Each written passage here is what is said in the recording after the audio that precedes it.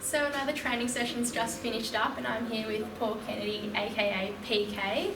So firstly, congratulations on your appointment to Head Development Coach and Senior Assistant Coach. Thank you. Could you just tell us a little bit about what those roles actually entail?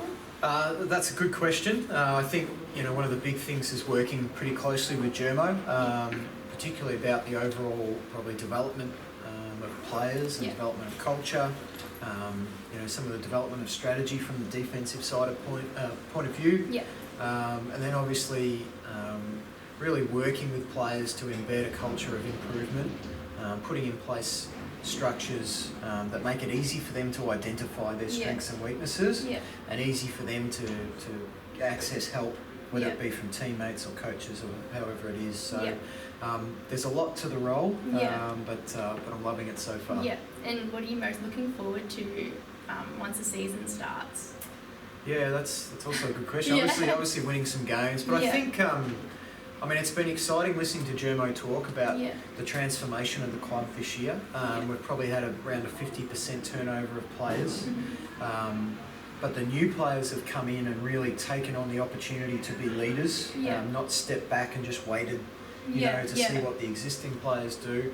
And the guys who have returned, they've really driven the change of culture themselves, and something that's gradually been happening over the last 3 years, but they've really taken it forward in a quantum leap. So I guess what I'm looking forward to is we have a pretty young list, and seeing how well they can translate the way they've been leading our pre-season program into leadership on the ground, which could be the difference between close wins and close losses. So it's going to be a great test of the work we've done with them, kind of trying to empower the group, and see whether that can translate onto the field. Yeah. So can you name any of those players that have been standouts to you so far, or anyone that's impressed you out on the track?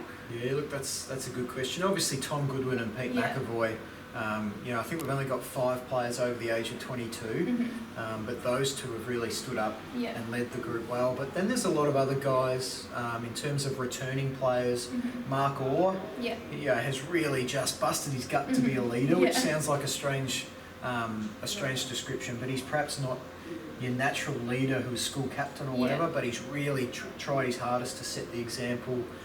Nathan Blair, Josh Yakabaccio, a couple other guys. Liam Hunt, who's one who probably wasn't expected to be, but he's, at training he's been doing a great job, but off the field he's sold 10 memberships already, so he's really bought into what we're doing at the club. And then the new players, Paddy Lawler from Box Hill and Liam Kidd, 2 guys I worked with previously at Box Hill, they've been fantastic. Nick Mellington, who's at Richmond VFL, he's been sharing his knowledge. And Tom Wallace, who's come from Essendon, the son of Dean Wallace, he's been really setting a good example as well. And there's lots of other guys. I could go through and list quite a few others.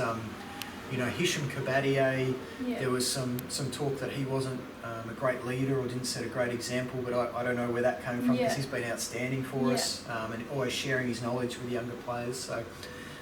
Lots of guys have stepped up, and I think that's the exciting bit, that without, clubs like Port Melbourne and Williamstown have a core of senior players, we don't have that. And so we've had a large group of younger guys really try and take a bite out of the cherry. So that's exciting for me. Good. That's all we've got time for tonight. So thanks again, PK. No worries. Thank you. See ya.